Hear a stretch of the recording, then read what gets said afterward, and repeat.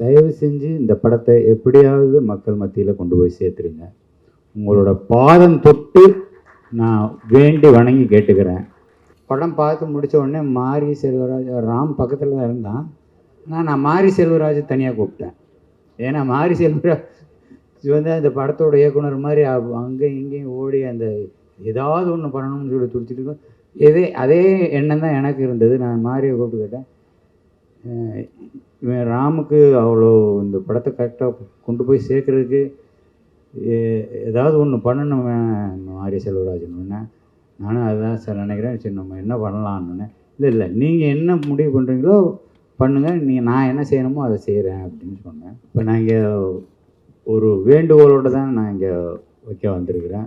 விமர்சகர்களுக்காக, திரைப்பட விமர்சகர்களுக்கு தயவு செஞ்சு இந்த படத்தை எப்படியாவது மக்கள் மத்தியில் கொண்டு போய் சேர்த்துருங்க. உங்களோட பாதம் தொட்டு நான் வேண்டி வணங்கி கேட்டுக்கிறேன். ஏன்னா ராம் மாதிரி ஒரு இயக்குனர் வந்து நமக்கு வேணும், நம்ம தமிழ்நாட்டுக்கு வேணும். இதை தவிர வேறு என்ன சொல்கிறதுன்னு எனக்கு தெரியல.